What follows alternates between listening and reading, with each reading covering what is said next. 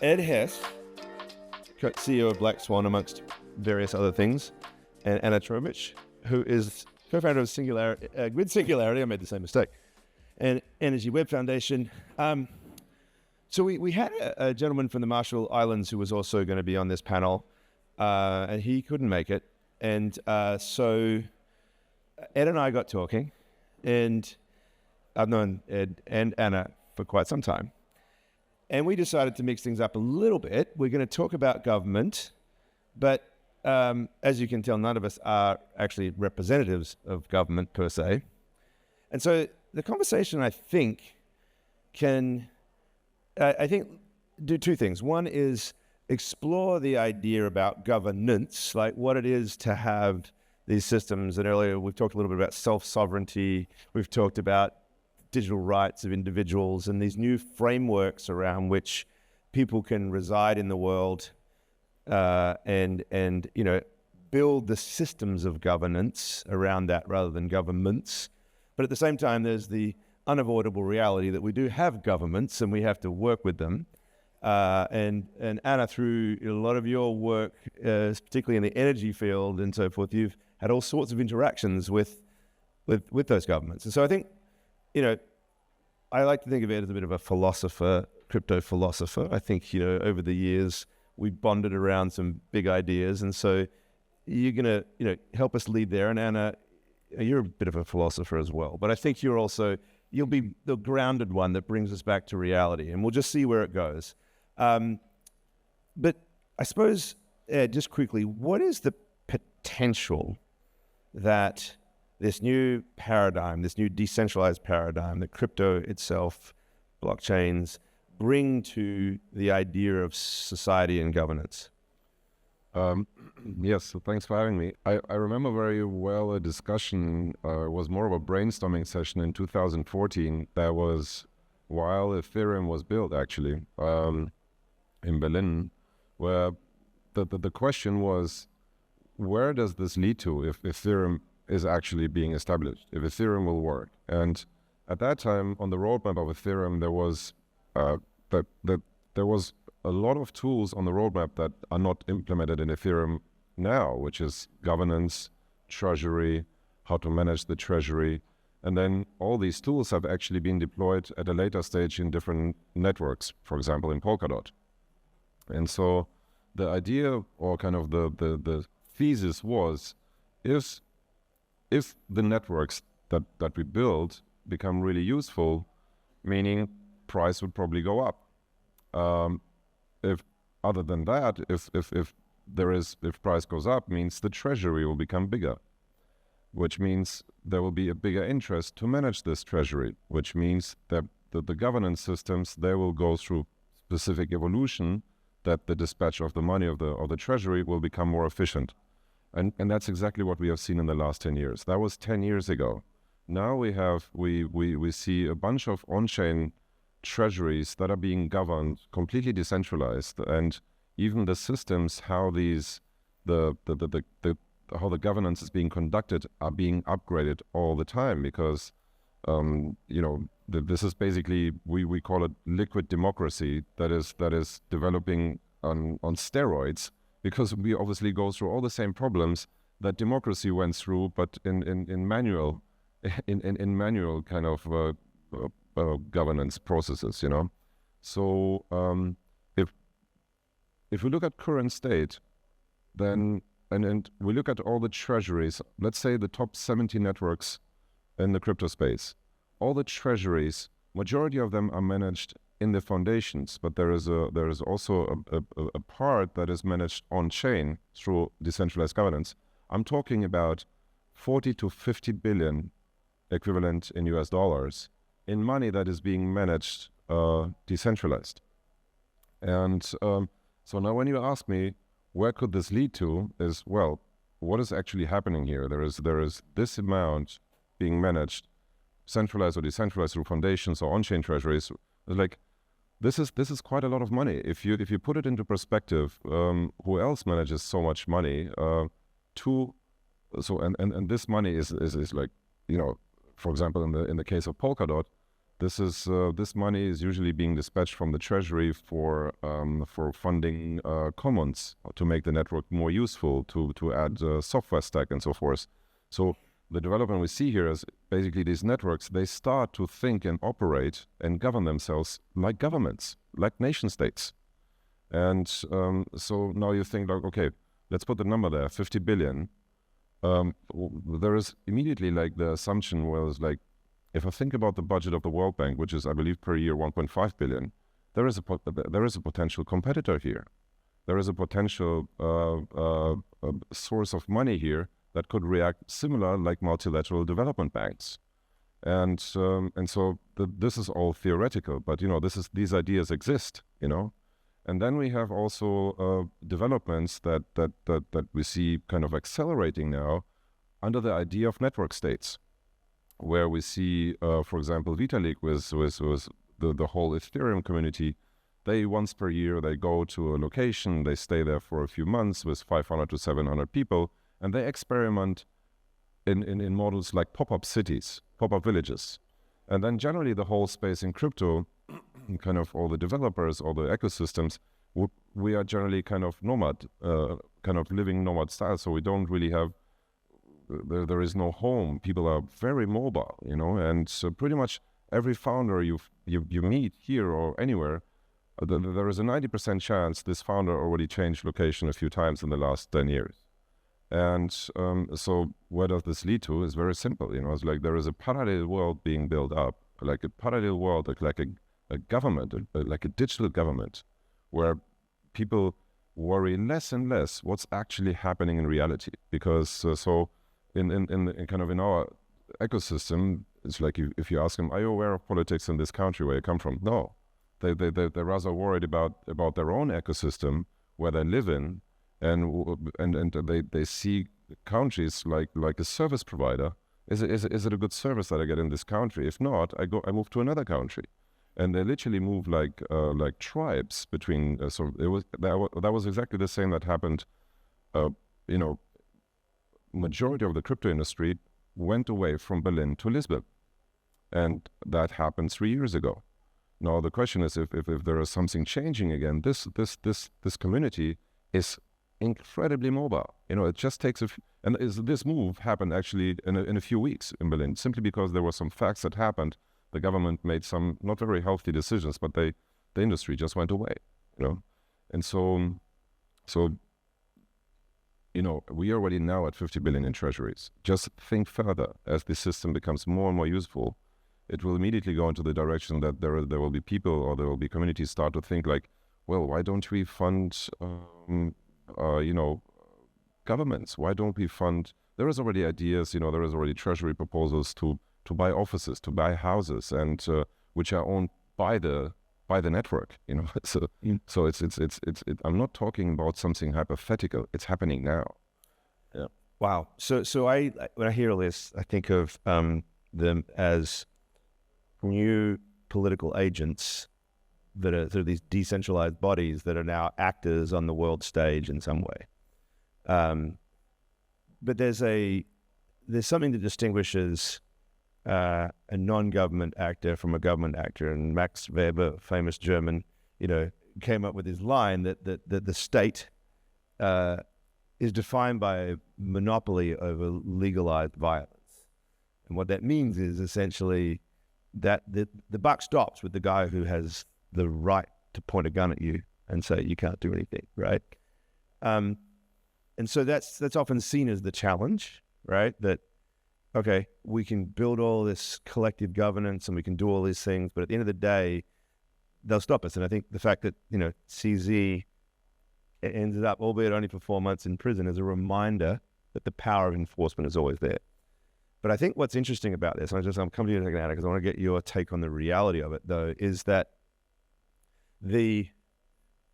it's not just the power of enforcement that defines the state, it's also the opportunity of enrichment for their citizens if they're a good state, or for yourself if you're a corrupt state. But either way, that's where the tension lies. And I suppose the question is, like, we know El Salvador decided to, make Bitcoin legal tender. So there's a trailblazing effort there. I suppose the question is like, are governments seeing this as a threat to their enforcement security apparatus position, and therefore there's still this risk that they'll find some way to shut them down? Or are there enough of them that are saying, wow, I can get cheap funding from this, and I can invite all these nomads to live here and build innovation, and then out of that becomes a very different paradigm for the way the world evolves? Where are we, do you think, Anna, if from the perspective of, I mean, I imagine it's very different from different governments, right? The majority probably is still very conservative. Yeah, so it is a very layered question, and governance means different things to different people. When I went to some meetups in Berlin back in 2017 to discuss governance, I thought I was in a wrong room because there was a bunch of people with laptops talking about how you validate blocks. Okay, so to many people in the blockchain world, this is governance. Then we learned a new form of governance when we had to make decisions on chain. We also learned how difficult that is and how you can misuse funds or not use them efficiently because you don't have a good process of checks and balances in place. We learned how difficult it is to govern, right? It's easy to criticize, not so easy to do it better yourself. I think that the topic really here is, what is the premise of Web3 and how Web3 can support governance, right? And before we get there, I'd just like to maybe remind everyone that the government is also changing. The government is also innovating, and there are many innovative projects around the world.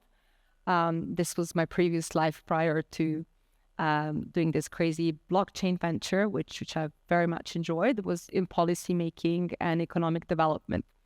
And there are many experiments in place. For example, in France, they have this citizen parliament of citizens who are chosen not based on expertise or political affiliation, but they're asked to discuss different topics. And this type of an innovative experiment, for example, yielded a law that if you are in France and if you can reach one city by train in less than 3 hours, that you can no longer have a flight between these two cities. So this type of people's parliament had created a policy change. We know of many activists that have created policy changes, civic organizations. So on one hand, the government keeps changing. So where does Web3 come in?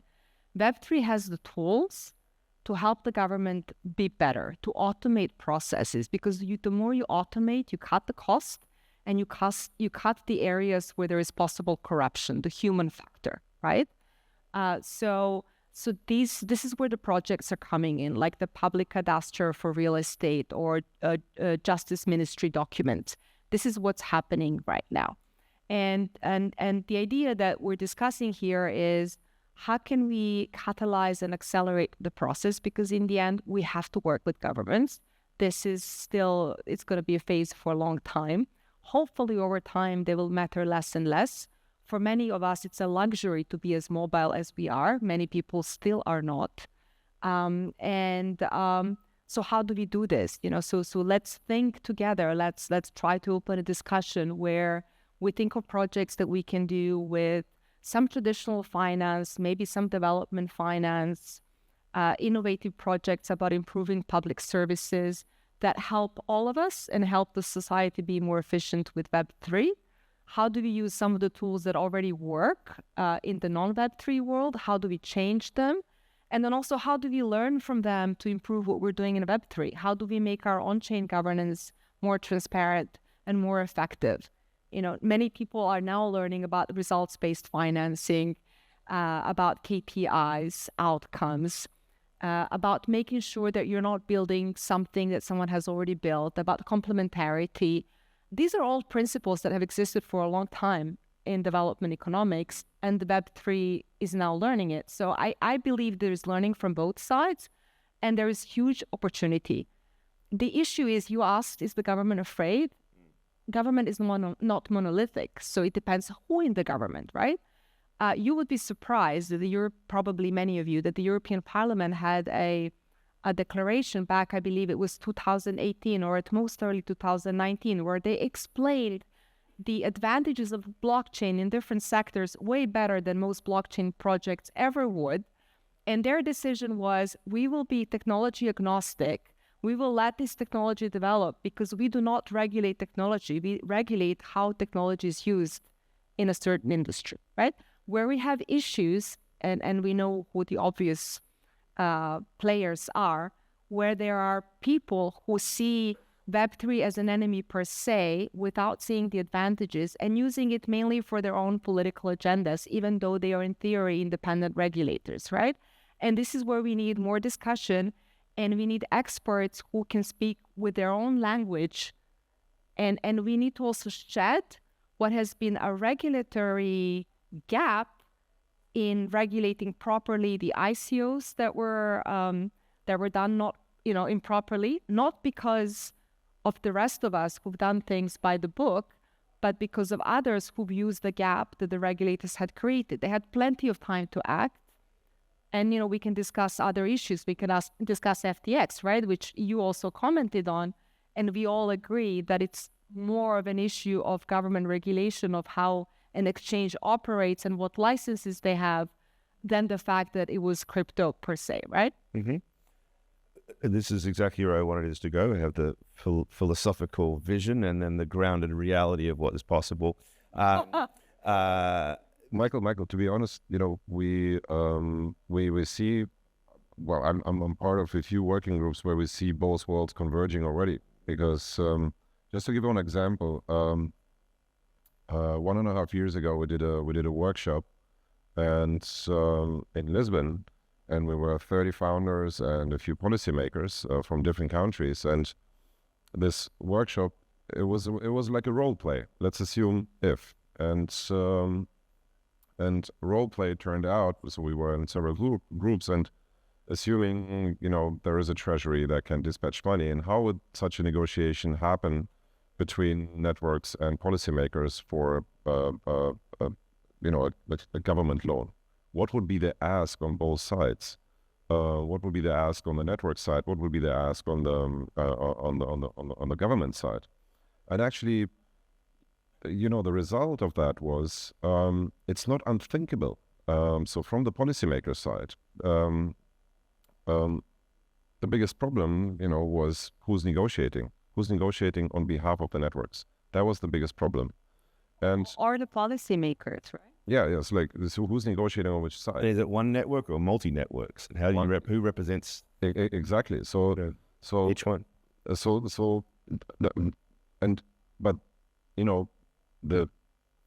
finding out these problems led into further thinking how to overcome those.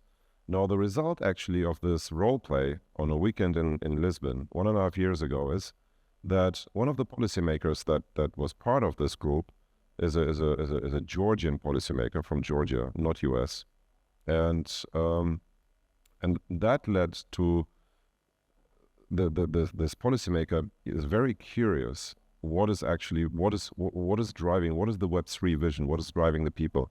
So obviously there is a lot of books like The Sovereign Individual that is representing kind of this whole movement and so forth. And so there was a lot of conversations on the side. And so what's happening now is also at this role play, what turned out is those policymakers, there is a bunch of countries or smaller scale countries or, where they say, we are very much interested to attract this human capital besides the capital to our countries, because there is a lot of innovation coming with them. And so the result of this is now Zuzalo, the next kind of Ethereum village, will happen in Georgia, of these discussions. So, and this is happening this summer. And there we will have discussions with founders and policymakers in Georgia about the next stage. Georgia is very proud about that because that brings a lot of innovators, 500 innovators from all over the globe for a few months to Georgia. And so a lot of policymakers will meet them and discuss how can we do better identity systems, land registry, all kind of tools where the government can energy management. Yeah. What you just said. So we see those worlds converging. On some countries, they look for these opportunities. In some countries, it's very different levels where you approach. If it's a smaller country, they're rather more open to speak on eye level because this is all a lot of external people that come into the countries. And in some other countries, well, it's like, how do we do it in China? How do we do it in Russia? How do we do it in US? It's a very different ballpark there. How to approach how these worlds could actually converge. But you know, from my perspective, I'm not really worried about that, because this community that I'm talking about, which lives in a digital reality, is so mobile. It's finding its way, you know. So even if some countries say like this is illegal, they'll go somewhere else. This innovation is unstoppable. So when I'm listening to this, I'm thinking of the classic, supposedly Chinese saying, right? Every crisis is also an opportunity on the other side. And I was very pleased that, Mark, in our opening conversation today, that you talked the conversation briefly to my favorite country to talk about the crypto world, which is Argentina. And there's two reasons why I think Argentina right now is an interesting opportunity, right?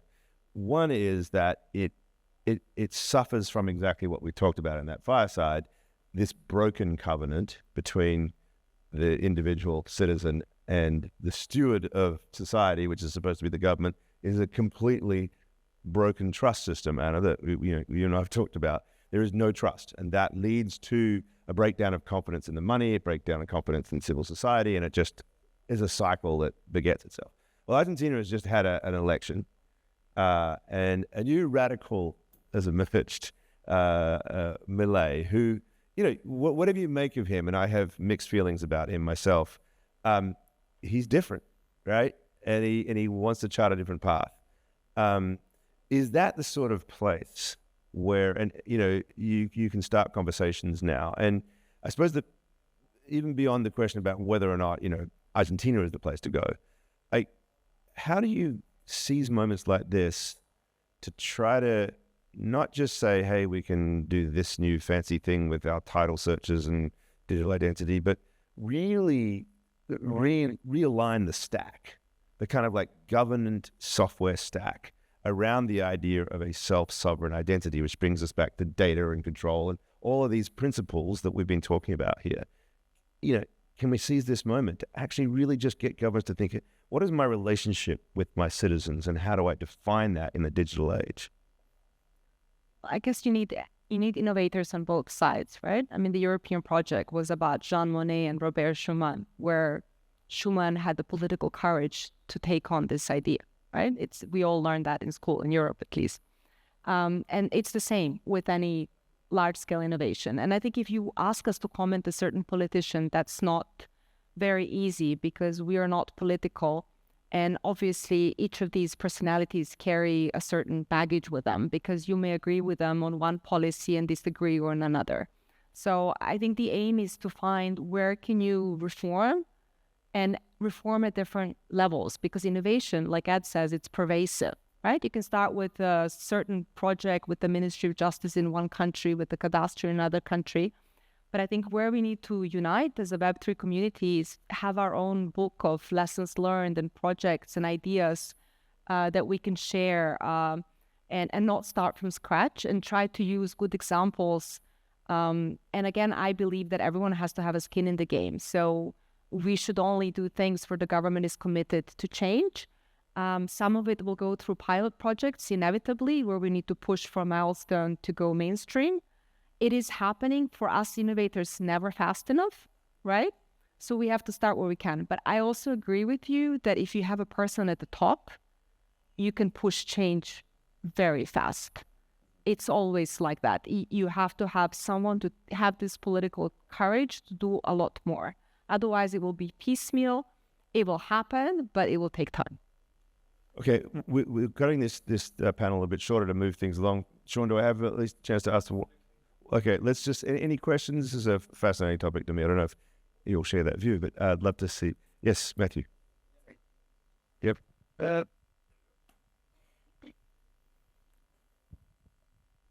So historically speaking, governments have been antagonistic to give up their power and not welcoming new sources of power into this field. How do you think about once you reach a critical mass that you can sustain the position working with governments? That's just how you can sustain a position working with governments. So I mean, my approach to this is in the systems in the crypto spaces, in the governance of the crypto kind of spaces, there is no presidents, there is no ministers. there is not even a state secretary. It's just on-chain governance, which also has very efficient tools how to change the governance process again, because the regulation here is more market-based. Is it efficient or not? And actually, many people think the ICOs were killed, that the ICOs craze was killed by regulation and made it illegal. No, there was also a cleaning in the market by the market itself, because it was clear it's much better to build a product first and then kick out the token.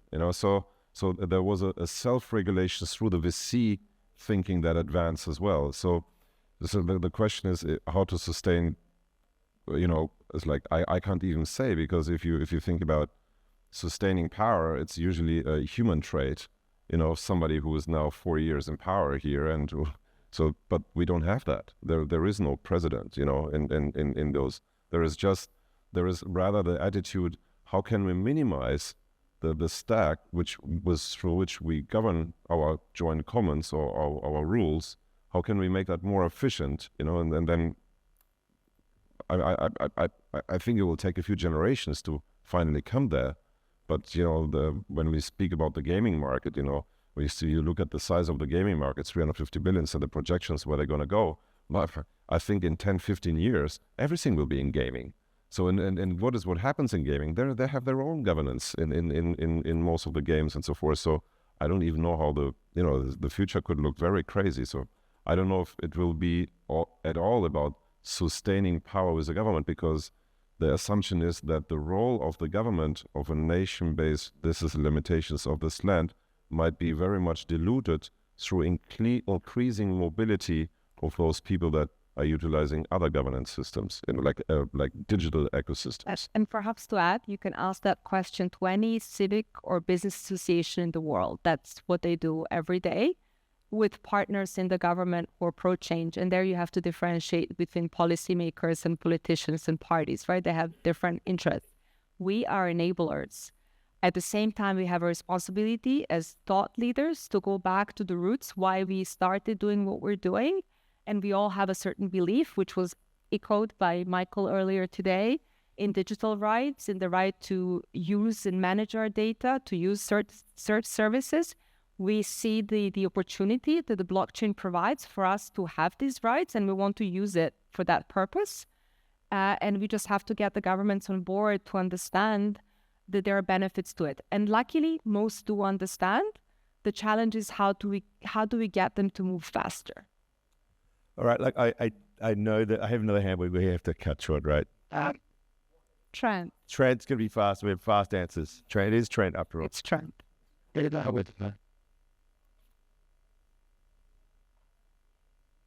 Thank you. We talked about the vision of Web3 and whatnot, and there was also talk about, defense and all that. And Ed mentioned the sovereign individual. And so my question is, for Ed and for Anna, each ideally, could you elucidate each in, 2, 3, 4 sentences what the vision of a sovereign individual is, but then also how it would extend to groups, including not just the digital aspect, but the fact that we are meat-bag bodies here in this physical world? When? Yeah. A sovereign individual is someone so that we can self-determine by a bigger degree than we are allowed to do now. And, self-custody, be your own bank, basically be able to utilize all the human rights that were once written up by the United Nations, free movement and free capital movement and so forth. So the second one is reconcile with the physical world. Reconciling in the physical world. Well, in the last 15 years, pretty much all of these human rights were violated. So, well, we also nomads. So that's the way, we go where we are appreciated, or where we still have some freedoms. So. And we also have some commitments, right? We cannot just ask without doing ourselves and leading by example, right? We have to also act in an ethical way, think of inclusivity, equity, sustainability. This is the role. If you want to lead a societal change, you will have to lead by example as well. I'm going to say rights and responsibilities. Okay, so round of applause for Ed Hesse and Anna Trbovich. Thank you so much.